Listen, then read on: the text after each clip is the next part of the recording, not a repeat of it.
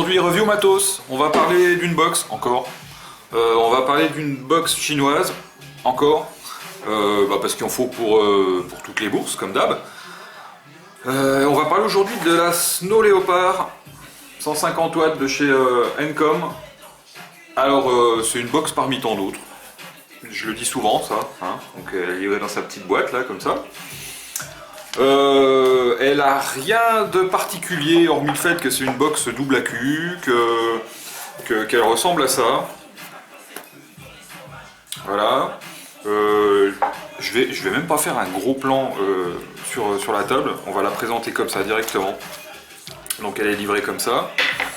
Et avec, étrange, dedans, dans le packaging, là, un petit truc sur le côté, un bracelet.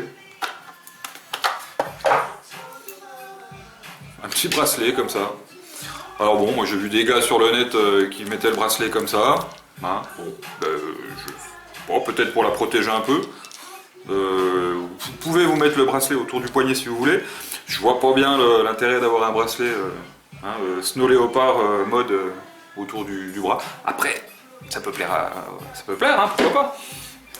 Donc voilà, donc cette box, eh ben, elle est comme ça. C'est une petite box, par contre elle est très légère cette box. Contrairement à la que j'ai reviewée il n'y a pas longtemps, là, la 200 watts là, merde. La Coupor 200 plus qui pèse 1 tonne. Là on est sur un produit qui va quand même être vachement plus léger. Si je prends la Coupor qui est là, déjà au niveau de la taille, on est sur quelque chose de plus petit. C'est une double AQ, hein, pareil. Donc c'est plus petit, c'est moins large. Voilà, c'est de la double AQ. Il y a moyen de faire petit en double AQ, hein, maintenant. On n'est pas obligé de faire des trucs qui font 1 km et puis 3 kg. Donc voilà. Elle est en... Attendez, je vais prendre mes fiches. Je crois qu'on y est. Elle est en alliage de zinc, donc pour la partie externe. Et le reste, elle est en plastique. Voilà, donc cette petite pièce-là en plastique qui fait vaguement penser à celui de l'IPv4. D'ailleurs, le look un petit peu de l'IPv4, un peu de loin. Il arrive un moment où on n'invente plus rien. Hein. Donc voilà. Le connecteur en haut 510 qui va être sur ressort et puis qui fait penser vaguement à un FAT-Daddy mais en plus cheap. On n'aura pas de port USB ni pour recharger, ni pour mettre à jour, ni rien du tout. Donc, comme je ne l'ai pas précisé, donc c'est Encom qui fait ça, et elle est en double batterie, donc je vais mettre directement 2 batteries dedans. Quand vous mettez des batteries dans une box, essayez de mettre les deux mêmes accus, essayez de les décharger en même temps, de les recharger en même temps. Ça peut être pas mal. Après, vous faites comme vous voulez. Je mets les batteries à l'endroit, ça sera encore mieux. Ah oui, mettez les batteries à l'endroit, c'est encore mieux. Tant qu'on y est. Donc le plus, le moins. Hop, le moins ici. Le plus ici. Donc on met les batteries dedans. Comme ça. Clac. On a la petite languette là. Pour une fois, c'est pas une languette. C'est une petite languette en tissu.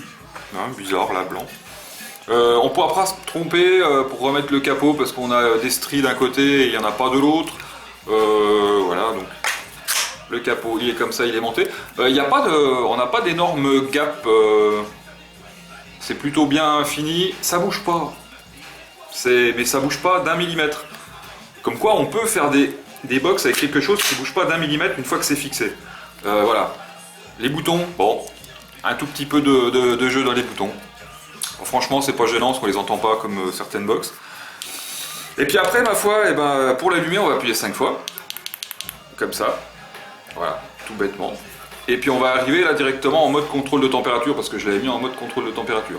Je vais quand même faire un gros plan sur la box pour mieux avoir l'écran. Pareil, hein, je rentrerai pas dans les détails du contrôle de température. Contrôle de température qui est un peu bizarre. J'ai cherché partout. J'ai cherché là sur le site du shop qui me l'a envoyé. J'ai cherché sur le site du fabricant. J'ai regardé dans différentes reviews, il n'y en a pas des tonnes. À aucun moment on nous parle du contrôle de température en nous citant les fils résistifs qui sont compatibles. Alors je suis pas un grand technicien, encore une fois, mais nulle part on nous dit qu'on est compatible en Ni200, en titane, comment, en SS ou en quoi que ce soit.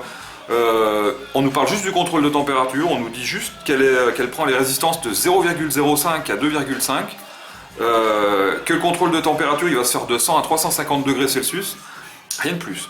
Donc contrôle de température, moi perso je m'en sers pas, mais là j'ai aucune info sur le fil utilisé. On a juste contrôle de température. Allez, je vais passer en gros plan vite fait, et puis on va quand même détailler le menu, parce que ça peut être intéressant de savoir ce qu'il y a dedans. Et puis après, petit test de vape, et puis on se quittera tout de suite. Alors, donc elle est livrée quand même avec cette petite notice. Ils ont fait un effort sur la notice avec des jolies petites photos. Voilà, à aucun moment on va nous parler des fils pour le contrôle de température, comme je vous disais juste avant. Allez, donc là les batteries sont dedans, donc je vais vous remontrer quand même que voilà, ça ressemble à ça une fois que c'est en place. C'est propre, hein, c'est assez propre, il n'y a rien qui dépasse. Ça donne une impression de qualité, hormis ce capot là qui me dérangeait déjà sur l'IPv4, qui me dérange aussi ici, hein, avec les petits aimants voilà, de part et d'autre. Donc on va mettre ça comme ça. Et comme je vous le disais tout à l'heure, une fois que c'est mis, ça bouge pas d'un pet. Et bah, du coup c'est plutôt agréable. Elle est grosse sans être grosse, bon voilà. Le 510, donc pareil, comme je vous disais, 510 qui est sur ressort. Pas très très dur le ressort. Donc bon, après on s'en fout un peu. Les trois petits boutons là, donc ces deux là qui sont pas trop cliqués. Celui-là qui est un peu plus cliqué quand même. Bon, c'est pas très grave. On s'y habitue. Voilà. Donc comme je disais aussi, pas de port USB. Hein. On a un numéro de série. Voilà. Qui est ici. On va pouvoir donc bien sûr après, si on désire, aller voir si ce truc est un original. Et ben il se trouve que le numéro de série qui est ici correspond avec le numéro de série qui est ici. Voilà. 3554.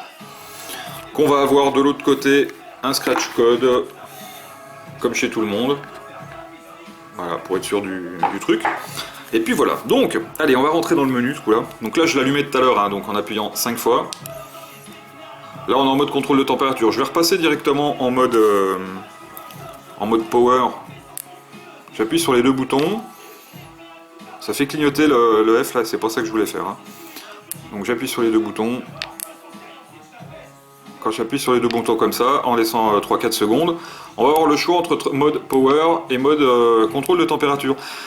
Je repasse en mode power, donc là on s'aperçoit que j'ai pas d'atomiseur dessus, donc ça me dit pas grand chose. Je vais mettre un ato.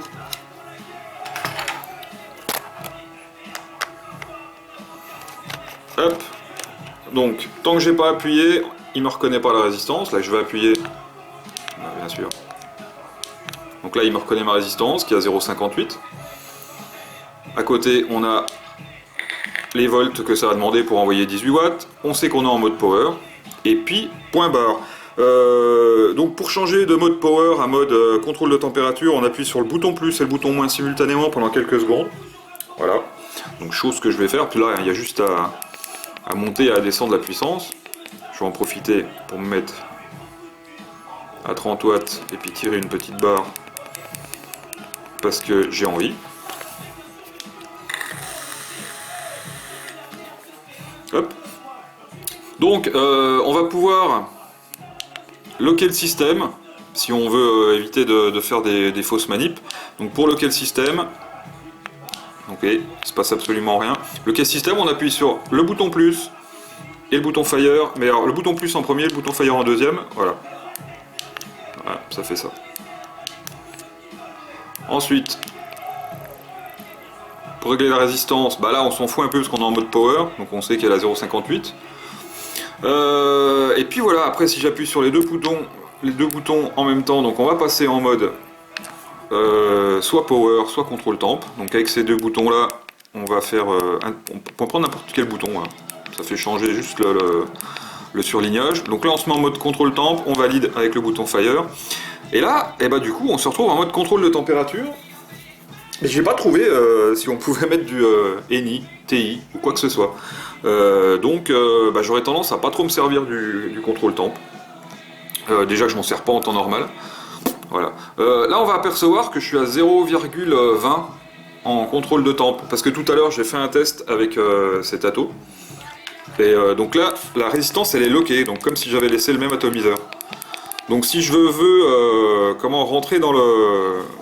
Si je veux recalculer la résistance que j'ai dessus, donc celle-ci en Cantal qui est à 0,5, 0,80, je sais plus, 0,50, je vais appuyer sur le bouton, ce bouton-là, et puis après sur le bouton Fire.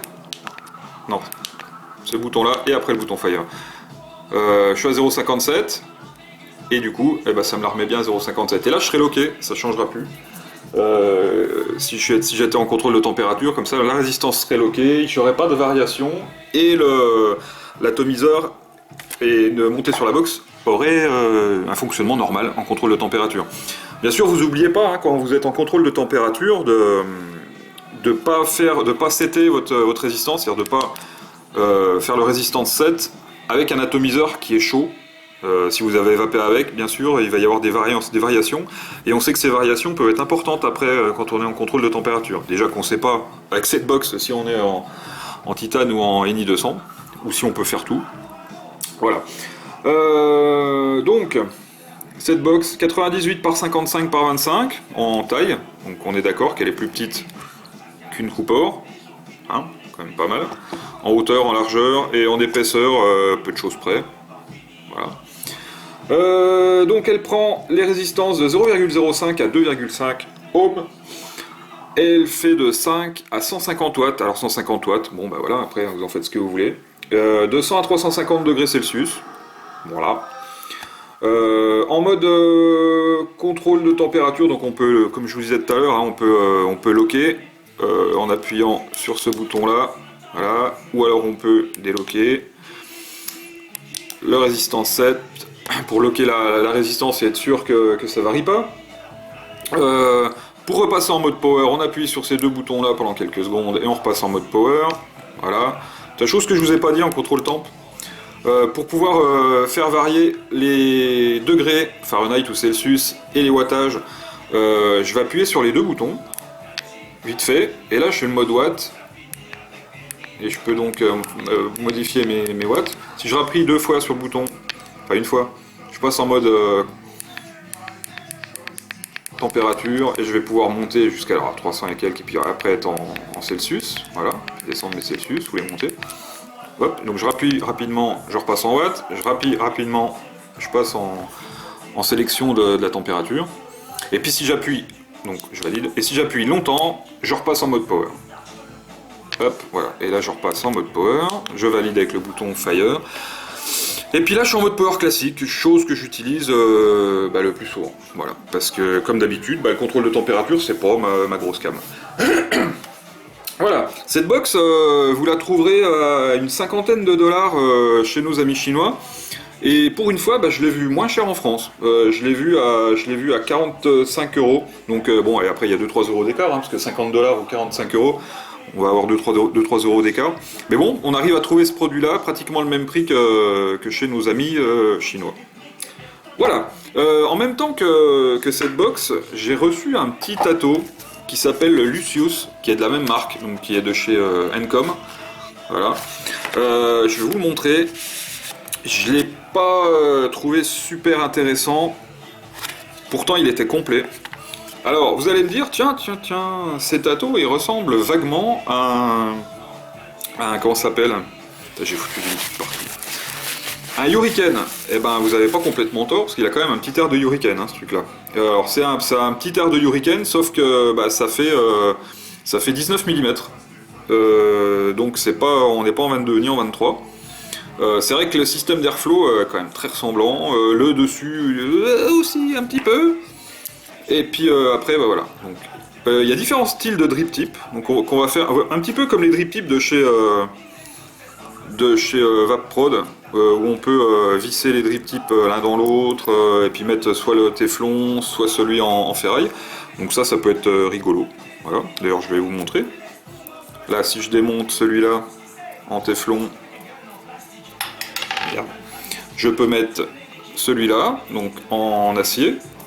Et si je trouve qu'il est trop court, eh ben, je peux mettre la rallonge, comme ça, par exemple.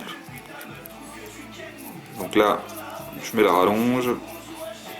Je vais mettre la même chose que j'étais tout à l'heure, la même configuration, mais avec le téflon par-dessus. Donc ça nous fait un drip tip téflon acier. Et puis ça donne ça. Voilà. Donc il a un petit look quand même de chose qu'on m'a fait remarquer, donc de merde, de Hurricane. À la différence, donc c'est pas la même taille. Qu'il a quand même un Pyrex au lieu d'avoir un tank, un pauvre tank en PMMA comme le Hurricane. Bon, vous aurez compris que le Hurricane, je suis pas un super grand fan parce qu'un Atto à 180 balles avec un tank en PMMA, pas de joint de rechange dans la box, enfin dans le packaging, et puis qui en plus les derniers batchs seraient fabriqués pas en Europe, je vous dis pas où, mais pas en Europe. Donc voilà, hein, c'est un petit peu abusé. Donc je vais pas m'attarder trop sur ce petit Atto là qui m'a pas plus emballé que ça. Ça marche pas mal. Ils ont eu la bonne idée de faire des résistances qui sont pas des résistances de cochon. C'est de la grosse résistance comme ça, mais à 1,6 ohm. C'est-à-dire qu'on va vaper ça plutôt tranquillou. Voilà. C'est de la grosse résistance quand même. Avec de la céramique à l'intérieur, mais de la céramique et du coton. Donc c'est là que je me suis dit que l'intérêt était assez limité. C'est con quoi, commencer à mettre de la céramique et puis foutre du coton pour pouvoir les reconstruire. Donc voilà, ça ressemble à ça. Et puis ils nous ont fait une petite base reconstructible, qui est ici. Donc là c'est les résistances jetables, et la base reconstructible qui est là. Et cette base reconstructible, eh ben j'ai pas réussi à la faire fonctionner. Voilà. Je me suis cassé la gueule dessus pendant un petit moment, et puis putain, puis je l'ai tellement serré que je ne réussis plus à l'ouvrir, dis donc. Je me suis cassé la gueule dessus, du coup j'ai laissé tomber au bout d'un moment. J'ai essayé de trouver des infos, il n'y en avait pas trop.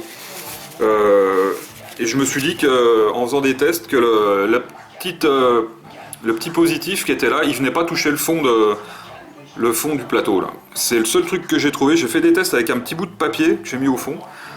Pour essayer de voir si ça faisait contact, et en fait le papier était pas marqué, donc ça fait pas contact, et puis j'ai pas l'impression que ça soit réglable.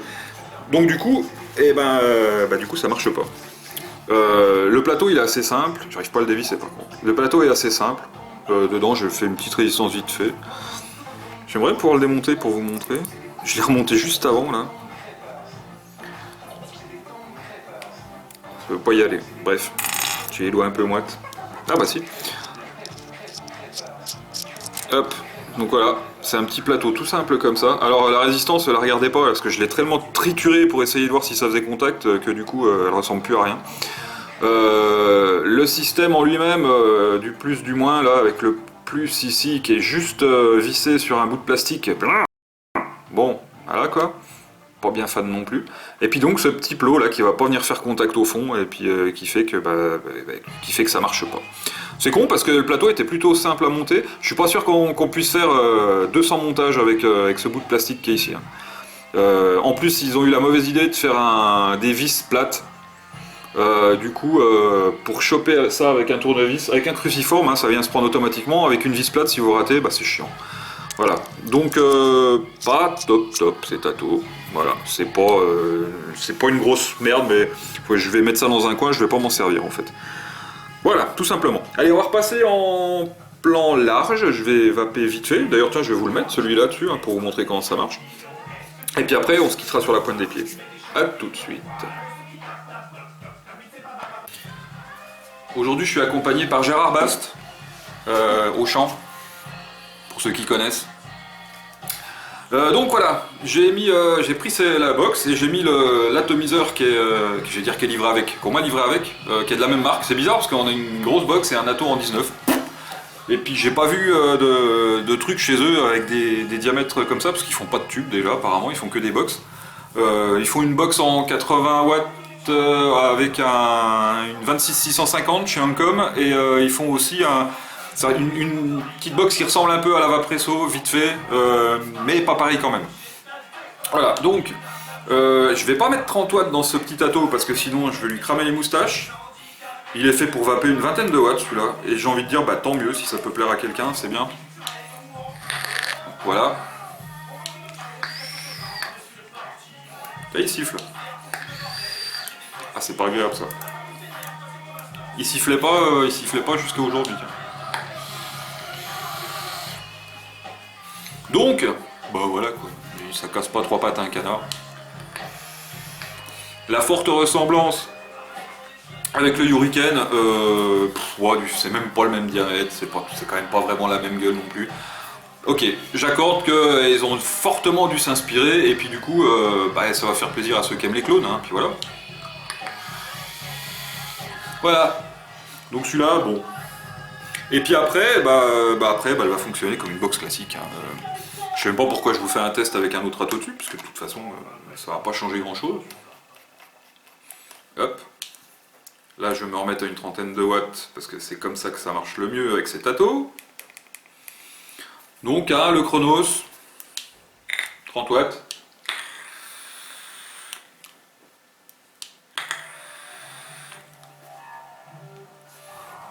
Voilà. Bon, cette box, elle révolutionne rien. Elle a l'avantage d'être en double accu, de pas être énorme. Toujours pareil, ça reste toujours quand même assez gros. C'est moins gros que celle-là, mais ça reste quand même plus gros qu'une VTC Mini ou autre chose. Elle est pas très lourde pour une box double accu, donc ça c'est plutôt pas mal aussi. D'ailleurs ils la vendent un peu comme ça, hein. Ils la vendent pour nous disant que c'est à base de plastique, de machin, pour éviter le poids supplémentaire. Voilà, donc ça marche. Moi ça fait, je sais pas combien de temps ça fait que j'ai celle-là. Je l'ai essayé, j'ai fait un roulement entre quand j'ai testé ça et puis ça. Ça fonctionne. On va dire que c'est bien pour l'autonomie. Encore une fois, je me répète, mais l'autonomie, je m'en tape un peu. Hein, au wattage auquel je vape, et puis j'ai toujours des batteries dans la poche. Donc voilà. Après, c'est à vous de voir si vous voulez ça ou pas. Il y a plein de gens qui aiment bien avoir des grosses box comme ça. Voilà. Allez, sur ces bonnes paroles, je vous quitte. N'oubliez pas, la vapote, c'est mieux que la clope. Et puis je disparais dans un nuage de vapeur, comme d'hab.